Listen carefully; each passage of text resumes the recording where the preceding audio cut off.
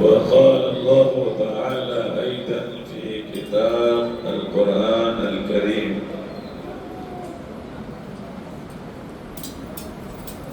وأما بنعمة ربك فحدث.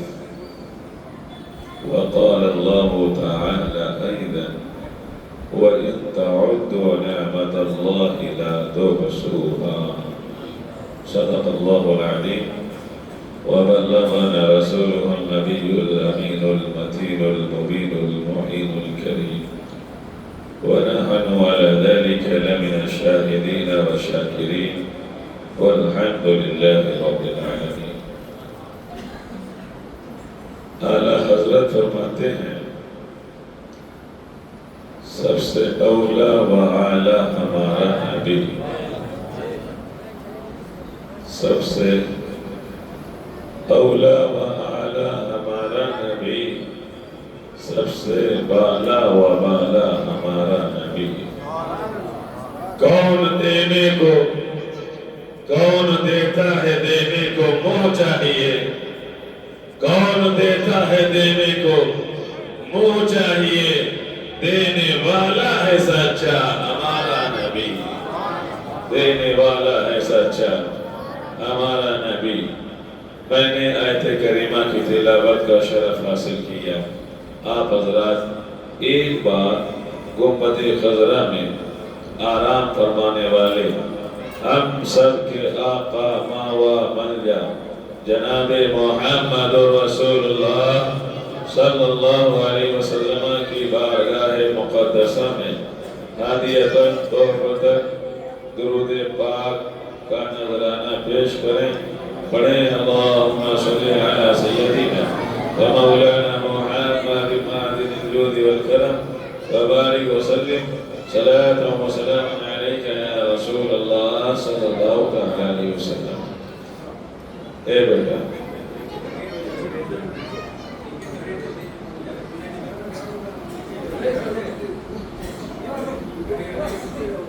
ان کو یا تو پھر خاموش بیٹھو اور نہیں تو آپ کو اس ایریے میں بھیج دیں گے وہ خالی پڑا ہوا.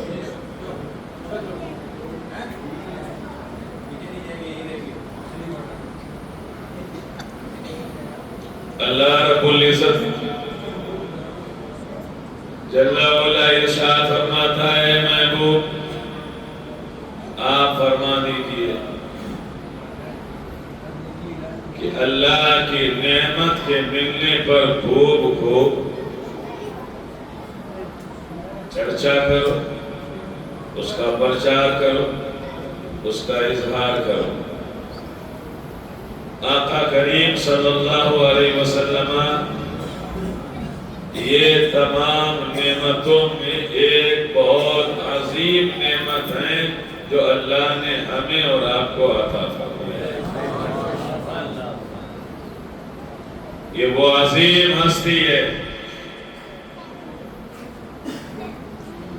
یہ وہ عظیم ہستی ہے کہ جس نے ان کو محبت سے دیکھا تو اللہ نے اسے درج و کمال عطا فرما دیا. جس نے ان سے محبت کیا، جس نے عشق کیا، دیکھو تو صحیح مکے کی دھرتی پر زمین حبشہ سے چل کر کے آنے والا کون تھا؟ بلال. لیکن عشق کیا ہے مدینے کے شہنشاہ سے. اور جب سرکار معراج تشریف لے گئے، معراج سے واپس آئے، پوچھا ہے بلال کیا عمل کرتے ہو؟ میں نے تمہارے قدموں کی آہٹ کو اپنے آگے آگے جنت کے اندر سنا ہے. بلال کہتے ہیں حضور آپ سے محبت کرتا ہوں، نوافل پڑھتا ہوں، باوضو رہتا ہوں. بلال سے آگے بڑھو. ملا جامی کو کوئی نہیں پہچانتا تھا، لیکن اس نعمت عظمیٰ سے جب آپ نے عشق کیا ہے تو پھر اللہ کے رسول اپنی قبر مبارک سے سلام کا جواب دیتے تھے اور کہتے تھے اے جامی تم آئے ہو سلامت،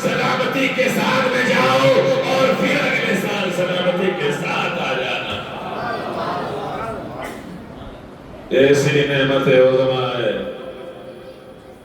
اور آگے بڑھو، امام بوصیری جن کا ذکر میں نے ابھی جمعے کے دن کیا اور آدھا ذکر ہوا، ارے جب ایسی نعمت عظمیٰ اللہ نے ہمیں نصیب فرمائی ہے، ارے اس کی وہ عظمت ہے، وہ شان ہے، اگر آقا کرم فرما دے تو پھر خواب کے اندر معراج ہو جاتی ہے، اور جسے چاہے اپنی مزمل والی چادر عطا فرما دے۔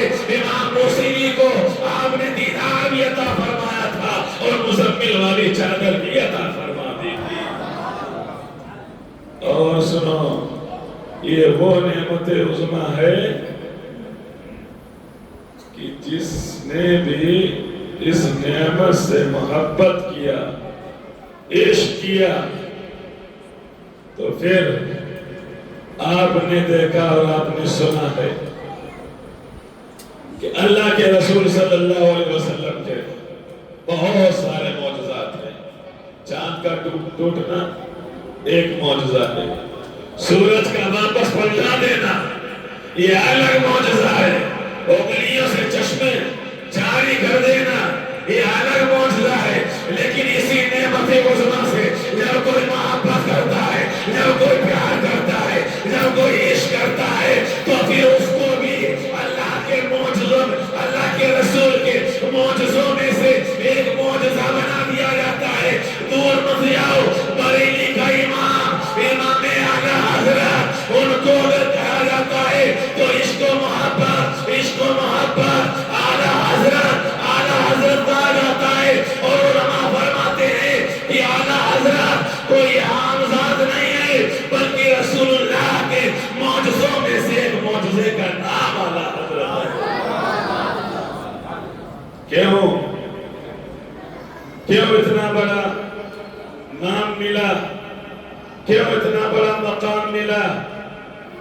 اسی نعمت عظمیٰ سے عشق اور محبت کرنے کی وجہ سے، اور اتنا بڑا مرتبہ ملا کہ ان کے پیر و مرشد سید آل رسول ماہر ربی، وہ کہتے ہیں قیامت کے دن میدان محشر میں اللہ اگر ہم سے پوچھے گا آل رسول کیا لے کر کے آئے ہو ہمارے لیے، اے آل رسول دنیا میں گئے دنیا میں رہے ہمارے لیے کوئی تحفہ لائے ہو؟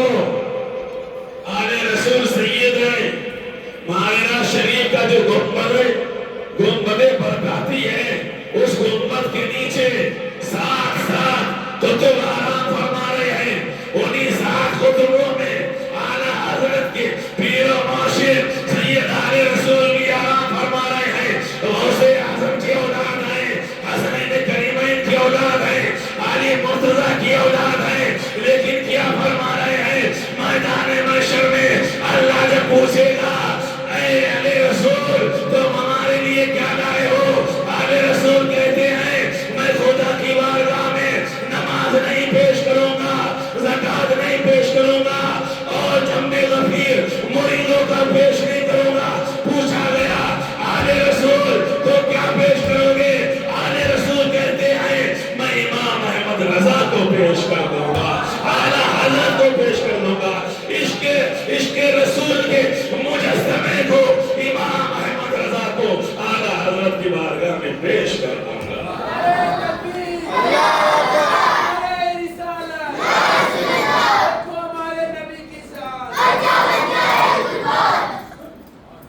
شاعر دلکش راجوی کہتا ہے روز محشر اگر مجھ سے پوچھے خدا بول آل رسول تو لایا ہے کیا، عرض کر دوں گا لایا ہوں احمد رضا، یا خدا یہ امانت سلامت رہے، یا خدا یہ امانت سلامت رہے۔ میں اسی نعمت عظمیٰ کے دادا عبد المطلب کی بات کرنے لگا ہوں۔ آمنہ جو کی ماں ہے ان سے بات چلی تھی، لیکن ابھی میں نے ان کی بات کو تھوڑا سا رکھ دیا ہے، کیونکہ کل کی تقریر میں انشاءاللہ العزیز ولادت رسول سے متعلق میں بات کروں گا۔ درود شریف پڑھیں. ان بچوں کو دیکھیے ذرا.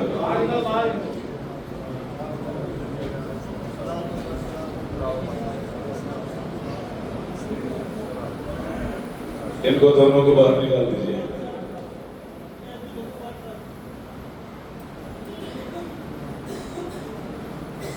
نیت کیجیے نویت سنت الاعتکاف. اور اب اگر کسی نے شیطانی کی تو اس کو مسجد سے باہر کر دیا جائے.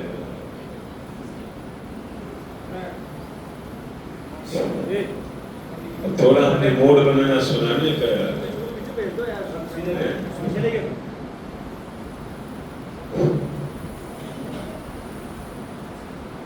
کتنے دنوں سے تبلیغ کرتے ہوئے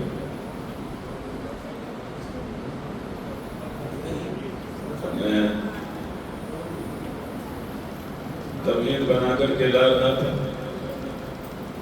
تھوڑا سا انجن گرم ہو پایا تھا پھر ٹھنڈا کروا دیا. درود شریف پڑھیں. اللہم صلی علی سیدنا مولانا محمد معدن الجود والکرم والکریم وبارک وسلم. صلاۃ و سلام علیک یا رسول اللہ صلی اللہ علیہ وسلم. حضرت عبد المطلب. کون ہے عبد المطلب؟ عبد المطلب دادا ہیں کس کے؟ محمد الرسول اللہ کے. کتنی بڑی شان تھی عبد المطلب کی. کتنی عظیم ہستی تھی عبد المطلب. بڑا دبدبے والے انسان تھے. بڑے روب اور جلال والے انسان تھے. بڑا شریف النفس انسان تھے.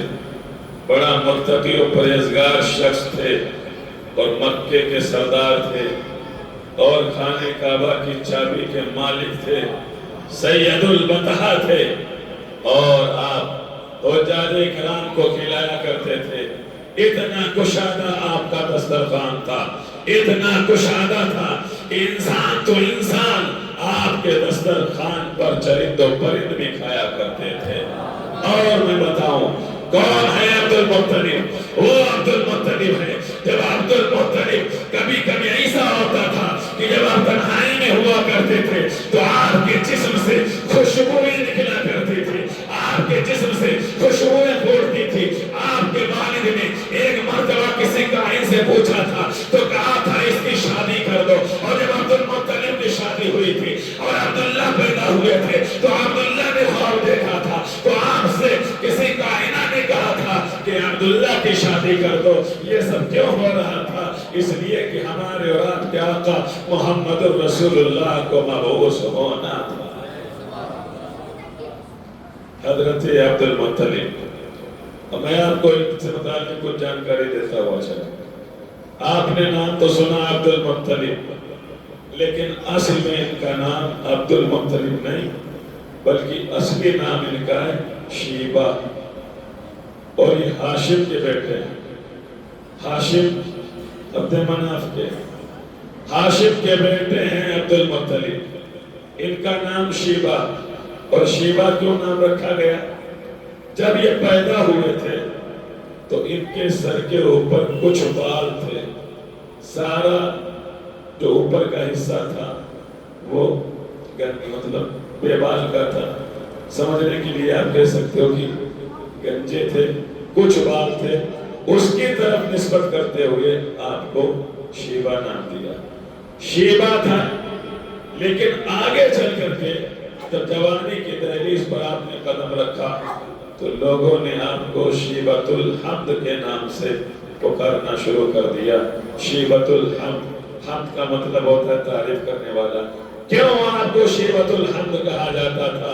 اس لیے کہ حضرت عبد المطلب کو اللہ نے وہ مقام عطا فرمایا تھا, وہ عزت عطا فرمائی تھی کہ آپ مکے کے سردار بھی تھے اور مکے کے اندر گرد و نواح میں جہاں کہیں بھی کوئی بھی معاملہ ہوتا تھا, کوئی بھی اگر پریشان ہوتا تھا, حتیٰ کہ اگر آپ کو پتا چل جاتا تھا کہ فلاں قبیلے کے اندر کوئی لڑکی پیدا ہوئی ہے تو آپ کوشش کیا کرتے تھے کہ اس لڑکی کو مارا نہ جائے, اس لڑکی کا باپ اس لڑکی کو زندہ درگور نہ کرے. آپ اس قبیلے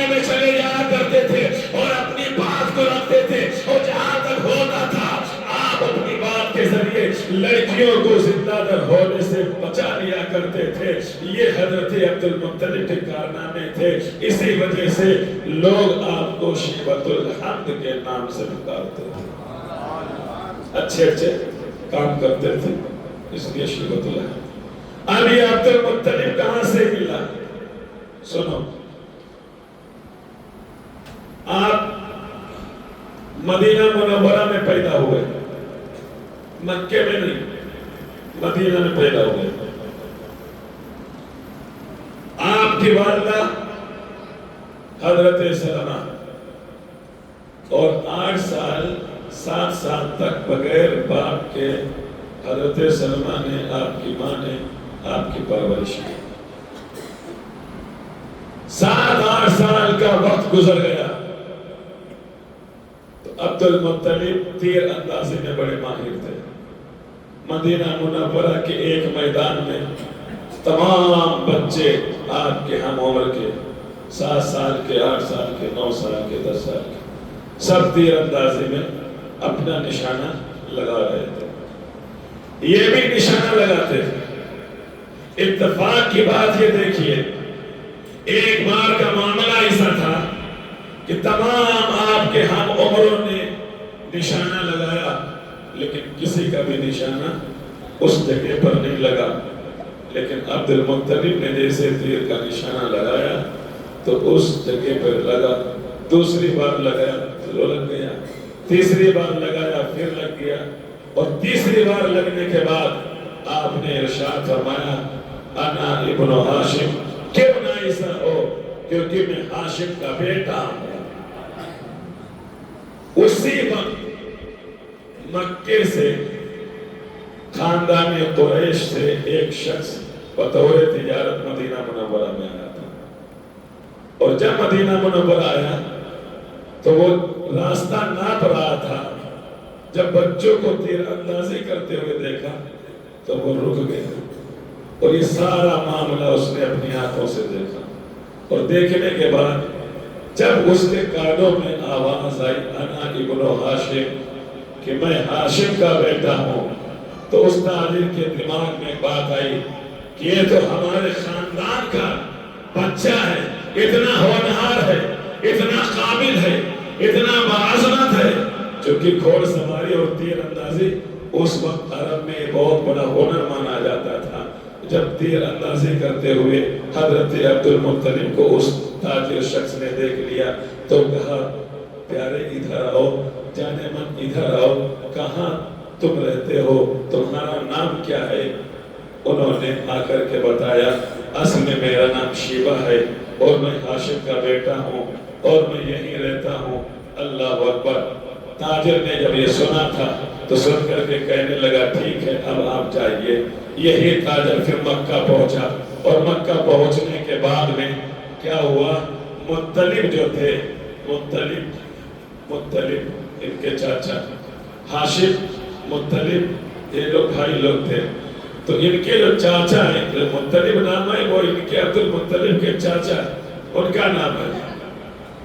تو اب جب تاجر شخص مکہ مکرمہ میں پہنچا تو اس نے مطلب سے کہا آپ کو معلوم ہے میں مدینہ گیا، وہاں میں نے تمہارے بھتیجے کو دیکھا، بڑا ہونہار ہے، بڑا خوبصورت ہے، ہمارے لیے زیب نہیں دیتا ہے کہ ہمارا بچہ ہمارے گھر کا مدینہ منورہ میں رہے.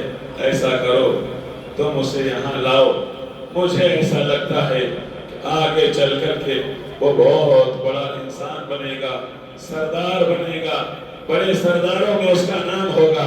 جیسے مطلب نے یہ سنا تھا فوراً سارے کام کاج کو چھوڑ کر کے مکے سے مدینہ نکلے تھے مطلب، اور گئے تھے. جانے کے بعد میں پوچھا تھا تو روایت میں یہ آتا ہے کئی دن آپ نے حضرت عبد المطلب کو تلاش کیا، یعنی کہ شیبہ کو تلاش کیا، نہیں ملے. 3 دن کا عرصہ گزر گیا، تب پتا چلا کہ شیبہ ہے، وہی بھتیجے ہیں.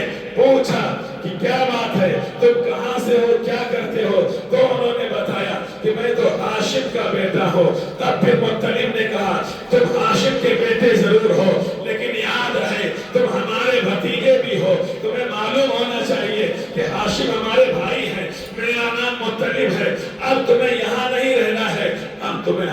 साथ घर चलना पड़ेगा। ये मुत्तलिब ने जाकर के वहां कहा। फिर क्या हुआ, इनकी जो वालिदा थी अब्दुल मुत्तलिब की, शीबा की, सलमा, तो उन तक बात पहुंची कि हाश को मुत्तलिब आए हुए हैं। सलमा ने जान लिया कि मुत्तलिब आए हुए हैं। तो जब पता चला तो सलमा ने कहा कि आप हमारे घर आइए, रहिए, और फिर हम कुछ बात करेंगे, फैसला करेंगे। क्योंकि इन्होंने पहले ही फरमाइश कर दी कि मैं यहाँ रहने के लिए नहीं आया हूँ, बल्कि अपने भतीजे इतना बाकमाल, इतना होनहार है, इसकी जगह यहाँ नहीं है, बल्कि हमारे यहाँ खानदान कुरैश मक्का मुकर्रमा के अंदर है, हो सकता आगे चल कर के ये सरदार बने। सलमा ने कहा मैंने 7-8 साल तक इसकी परवरिश की है, ठीक है, पहले घर तो आइए, आने के बाद में हम फैसला करेंगे। मुत्तलिब घर जाते हैं, एक दिन रुकते हैं, दूसरे दिन चलने लगते हैं और कहते हैं सलमा अब्दुल मुत्तलिब अब हमें चाहिए, हमारे साथ अब्दुल मुत्तलिब जाएगा, ये शीबा हमारे साथ में जाएगा। हजरत सलमा कहती है ठीक है, लेकिन याद रहे ये मेरा बड़ा होनहार बच्चा है, बड़ा हसीन है, बड़ा जमील है, खूबसूरत है, बड़ा अक्लमंद है, ज़हीन है, सारी बातों को इशारे से समझता है, बड़े बड़े उम्रों के बराबर के काम ये अभी से कर देता है। इतनी फिरासत अल्लाह ने इसको दी है, इतनी कुव्वते दान अल्लाह रब्बुल इज़्ज़त ने इसे अता फरमाई है। दिल तो नहीं करता है कि इसको अपने पास से दूर करूं, जुदा करूं, लेकिन आप जो कि सगे चाचा हैं और आप वहां रहने की बात कर रहे हैं, ठीक है, मैं इजाजत देती हूँ, आप इनको ले जाइए। क्या हुआ, हजरत अब्दुल मुत्तलिब जो कि शीबा अभी तक में मदीना छोड़ करके मक्कातुल मुकर्रमा आ जाते हैं। इतनी बात समझ में आ गई? अब सुनो आगे।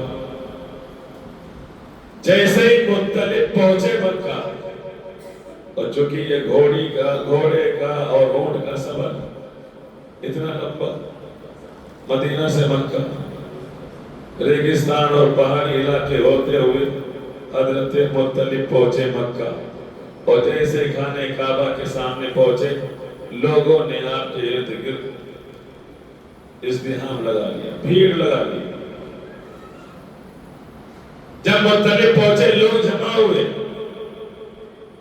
तो उस वक्त लोगों ने पूछा था कि ये कौन है? तो हजरत मुत्तलिब ने जवाब दिया था हाजा अबदी, ये मेरा गुलाम है। अब्द माने कहते हैं गुलाम को, अब्द माने गुलाम। अच्छा, इन्होंने भतीजे को गुलाम क्यों कहा? उसकी वजह ये, चूंकि ये मौजूदा सरदार थे, और जब सफर तय करके पहुंचे तो हजरत अब्दुल मुत्तलिब जो कि शीबा हैं भतीजे, अल्लाह के रसूल के दादा, इनके ऊपर जो है वो गर्दो गुबार हट गई, कपड़े जो है बहुत महंगे हो गए, चेहरा वगैरह सब जो है उठ गया। तो एक अजीब सी कैफियत हो गई सफर की वजह से। मुत्तलिब ने देखा हुलिया, कहा अगर मैं ये कहता हूं कि ये मेरा भतीजा है तो अभी सरदाराने कुरैश मुझे ताना देंगे। मुत्तलिब ताना देने की वजह से, ताना ना दिया जाए शर्म की वजह से, अपने सगे भतीजे शीबा जो कि अब्दुल मुत्तलिब हैं, इनको उन्होंने भतीजे ना कहा, ये कह दिया ये मेरा गुलाम है। आप घर गए, घर पे आपने कपड़े वगैरह सब कुछ चेंज किए और फिर मुत्तलिब के साथ में आए खाने काबा। हजरत अब्दुल मुत्तलिब जो कि शीबा है, सरकार सल्लल्लाहु अलैहि वसल्लम के दादा, वहां फिर लोगों ने पूछा कि ये कौन है? तो फिर हजरत मुत्तलिब ने कहा, ए लोगों, उस वक्त मैंने कह दिया था कि ये गुलाम है, याद रहे ये गुलाम नहीं है, बल्कि ये मेरे भाई हाशिम का बेटा जो है वो शीबा है। इसलिए मैंने उस दिन कह दिया था, क्योंकि इसकी हालत सही नहीं थी, मुझे डर था कि कहीं तो मुझे ताना ना दो, उस ताने से बचने के लिए मैंने इसको अपना गुलाम कह दिया था। ये गुलाम नहीं है, बल्कि मेरा भतीजा जो है वो शीबा है। جب یہ کہا تھا مطلب نے تو اسی وقت سے لوگوں نے آپ کو عبد المطلب کہنا شروع کیا، اور جب سے لے کے آج تک اور قیامت تک آپ کو عبد المطلب کہا جاتا ہے۔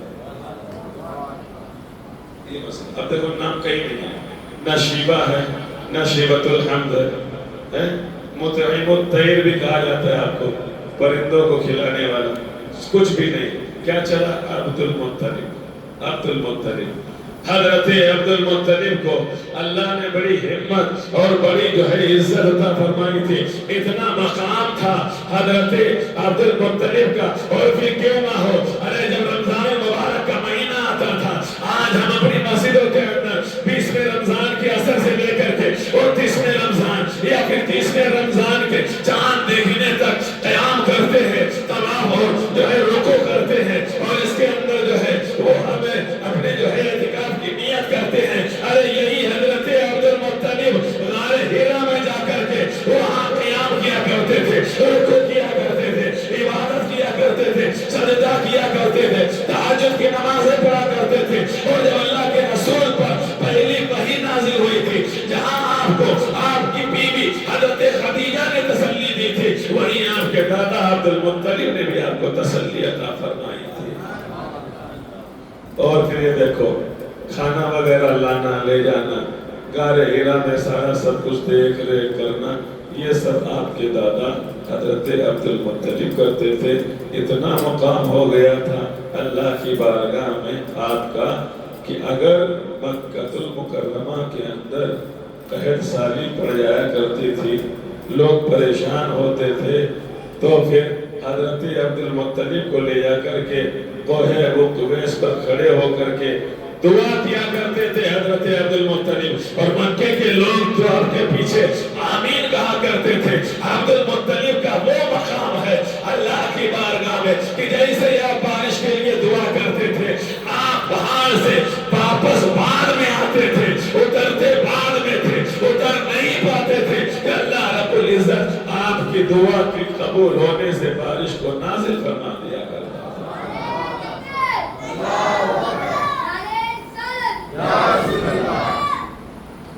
یہ ہے حضرت عبد المطلب۔ اب میں آپ کو آگے اور بتاتا چلوں، حضرت عبد المطلب سردار مکہ ہے، اور سردار مکہ آپ نے بہت ساری کوششیں کی، بہت سارے جرائم ختم کیے، آپ نے بہت سارے ناجائز کاموں کو ختم کرنے کی کوشش کی، زناکاری، شراب نوشی، آپ شروع سے اس سے دور رہتے تھے، اور بچیوں کو زندہ درگور کیا جاتا تھا، اس کے بھی آپ خلاف تھے۔ اور تو اور دیکھو اس وقت بھی اللہ رب العزت کے گھر کو جو بچانے کی اور جو حفاظت کی جو ذمہ داری تھی، وہ رسول اللہ صلی اللہ علیہ وسلم کے دادا جان عبد المطلب کی تھی۔ حضرت عبد المطلب ابھی مکہ کے سردار ہیں، اور ادھر حبشہ کا جو بادشاہ نجاشی ہے، اس کا ایک گورنر یمن کے اندر کون؟ ابرہہ یہ کون تھا؟ یہ حبشی بادشاہ جو کہ نجاشی تھا، اس کا گورنر تھا۔ اور حبشہ کے بادشاہ نجاشی نے ابرہہ کو ملک یمن کی گورنری عطا فرمائی تھی، دی تھی اس نے، اور کہا جا کر کے کام کرو۔ ایک بار ابرہہ بیٹھا ہوا تھا، اپنے وزیروں سے پوچھا، ایک بات بتاؤ، مکہ کے اندر ایسا کیا ہے کہ پوری دنیا سے لوگ ہر سال لاکھوں کی تعداد میں جاتے ہیں؟ وزیروں نے کہا، حضور مکے کے اندر کوئی زیادہ خاص بات تو نہیں ہے، ایک عمارت ہے کمرہ نما، لیکن ہاں یہ ہے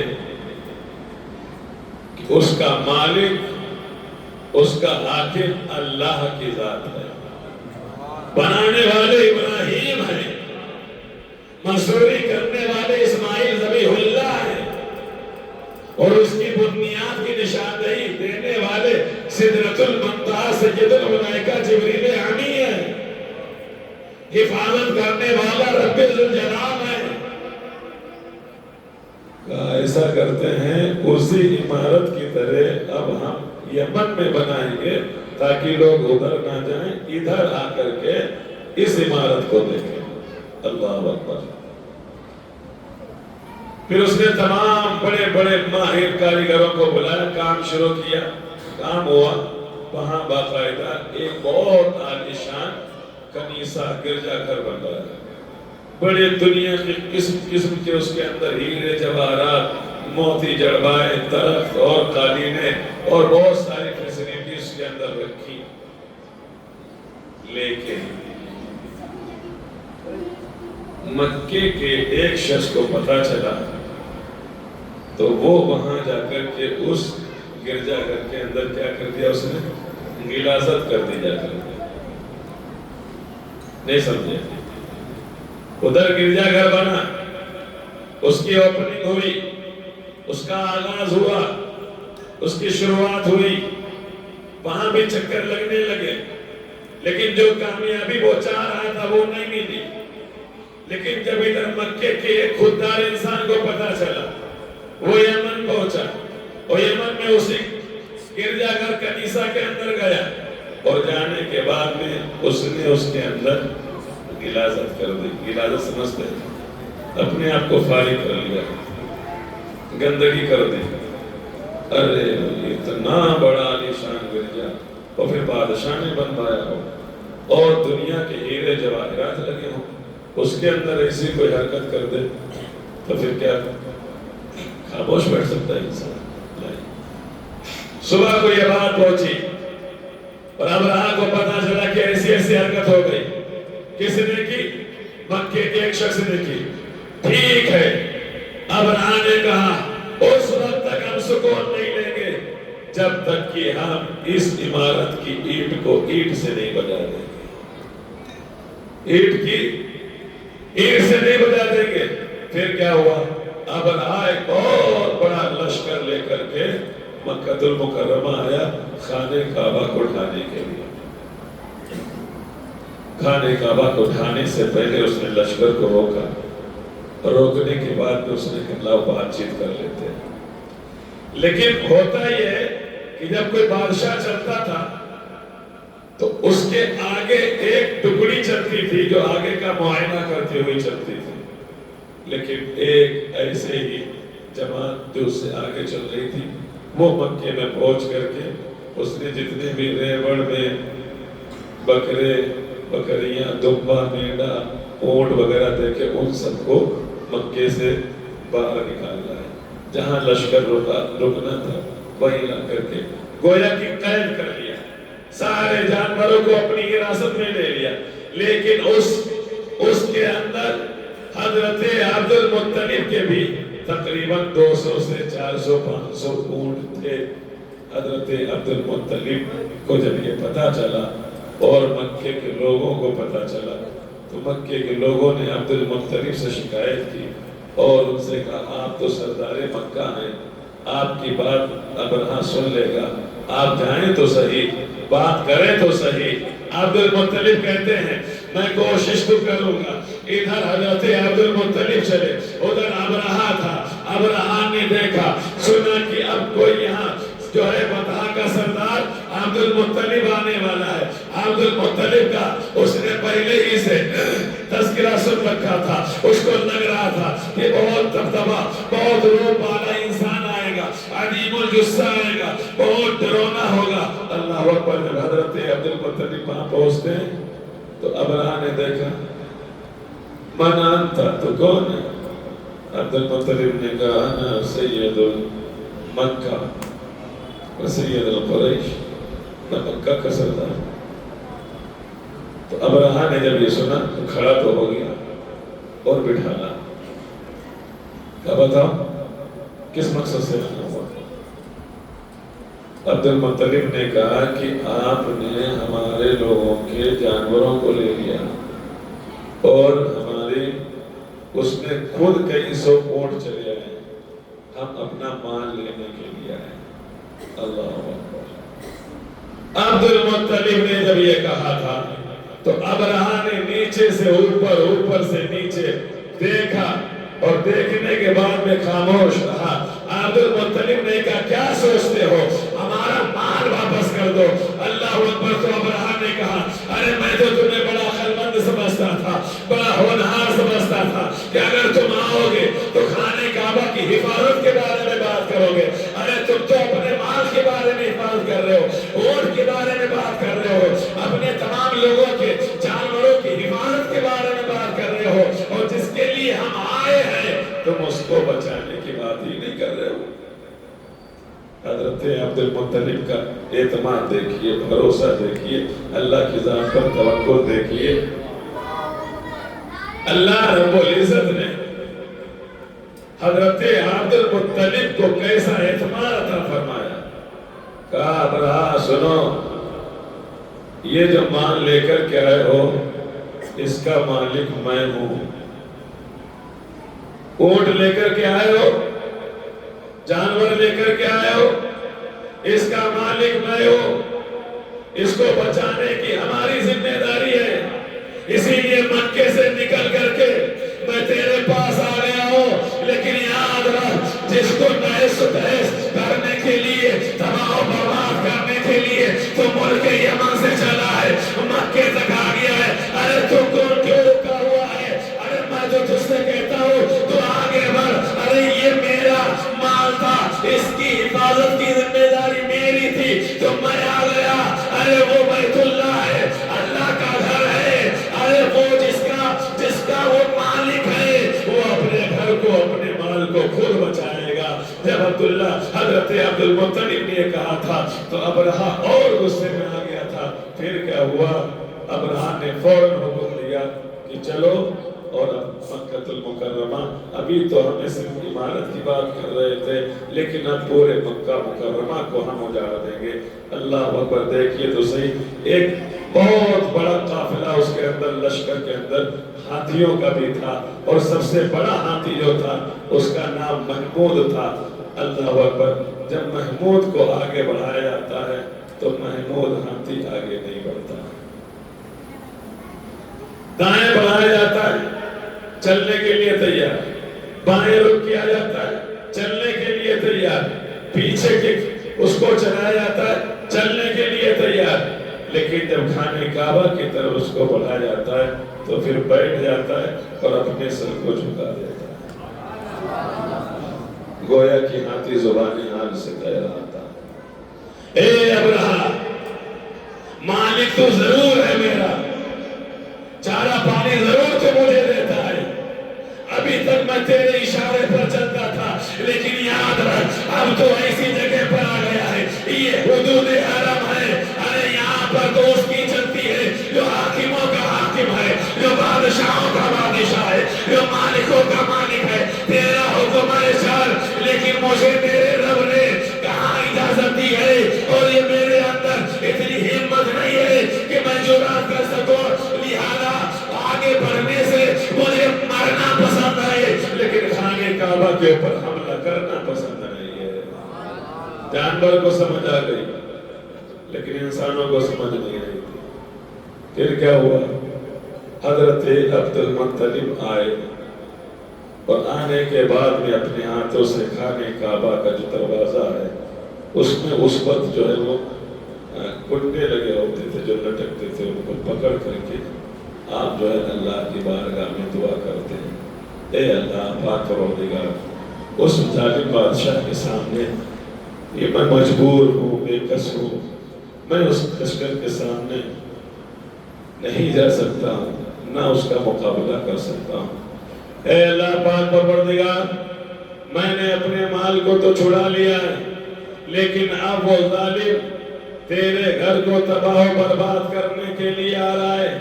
اے اللہ اپنے گھر کی حفاظت فرما، اپنے گھر کی حفاظت تو ظالم بادشاہ سے فرما۔ یہ دعا کی، اللہ رب العزت نے حضرت عبد المطلب کی دعا کو قبول فرمایا۔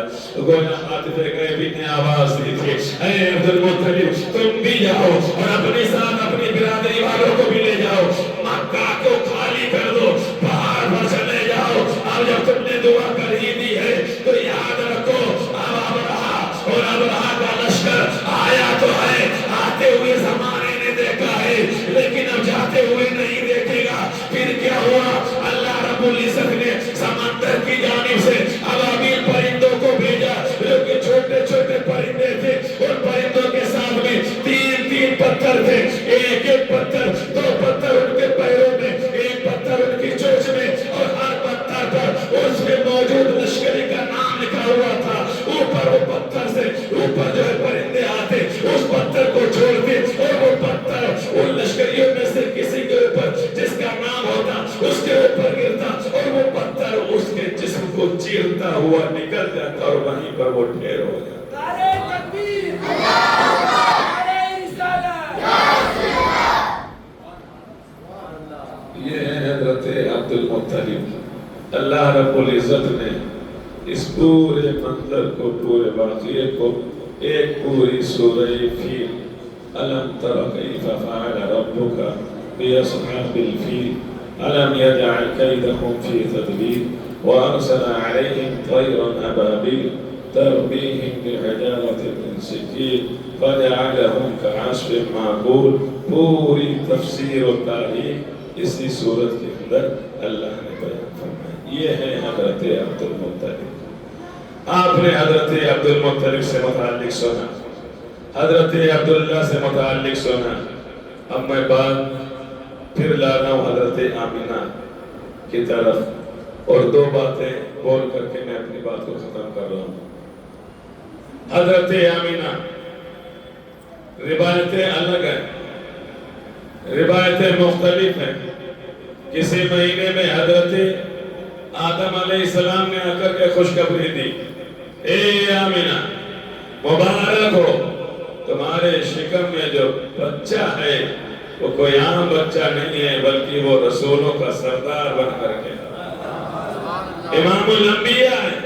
کسی مہینے میں حضرت نوح نے آ کے بشارت دی ہے، تو کسی مہینے میں حضرت ابراہیم خلیل اللہ نے بشارت دی ہے، تو کسی مہینے میں اسماعیل ذبیح اللہ نے آ کر کے خبر دی ہے، تو کسی مہینے میں عیسیٰ روح اللہ نے آ کر کے خبر دی ہے۔ ولادت کی رات، ولادت کی رات، یعنی کہ جس صبح میں ولادت ہونے والی ہے، اللہ کے رسول صلی اللہ علیہ وسلم تشریف لانے والے ہیں۔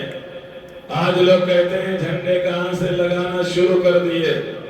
میں آپ کو بتانا چاہتا ہوں، ارے جھنڈے کوئی آج کل کی بدعت نہیں ہے، یہ تو وہ کام ہے جس کام کو اللہ نے کروایا ہے اور فرشتوں نے کیا ہے۔ گویا اگر کوئی جھنڈے لگا رہا ہے تو وہ اللہ کی اور فرشتوں کی سنت پر عمل کر رہا ہے۔ جب اللہ کے رسول آنے والے تھے، اللہ رب العزت نے ارشاد فرمایا، اے جبریل دیکھو میرے محبوب کا آنے کا وقت ہو رہا ہے، ولادت محبوب قریب ہے، لہذا تم جاؤ اپنے ساتھ فرشتوں کو لے لو۔ روایت بتاتی ہے کہ آپ نے 3 جھنڈے لیے ہیں، ایک جھنڈا خانے کعبہ کی چھت پہ لگایا ہے، اور ایک جھنڈا بیت المقدس پر لگایا تھا، اور ایک جھنڈا حضرت آمینہ کے گھر کے اوپر لگایا تھا۔ ایک اور بھی روایت ہے، وہ مشرق و مغرب کی ہے، لیکن کل ملا کر کے جھنڈا لگایا گیا۔ اب اگر کوئی کہے کہ جھنڈا لگانا کس کی سنت ہے، کس کا طریقہ ہے، تو ہم یہ کہہ سکتے ہیں اللہ کی سنت ہے، اللہ کا طریقہ ہے، فرشتوں کی سنت ہے، فرشتوں کا طریقہ ہے۔ اگر کوئی ہمیں مشرک کہتا ہے، یہ ہمیں کوئی برا کہتا ہے، تو اس کا فتویٰ ہمارے اوپر نہیں آتا ہے، اس کا مسئلہ ہمارے اوپر نہیں لگے گا، بلکہ اگر کوئی فتویٰ لگا رہا ہے تو وہ اللہ کی ذات پر لگے گا، سید الملائکہ حضرت جبریل امی کی ذات پر لگے گا۔ بھئی ہم تو وہی کام کر رہے ہیں جو اللہ نے ہمیں حکم فرمایا، جو جبریل امین نے کیا ہے۔ 3 جھنڈے لگائے گئے اور سفید جھنڈے تھے۔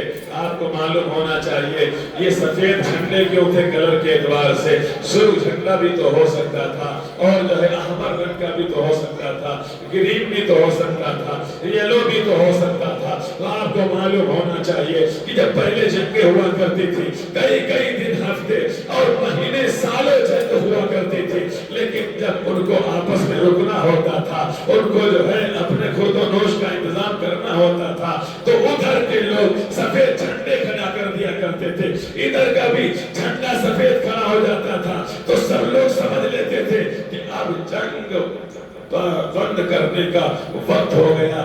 گویا کہ سفید جھنڈے امن و امان کی علامت ہوا کرتے تھے. اب سوال ہوا کہ تو پھر اللہ نے جھنڈے سفید کیوں پہ لگوائے؟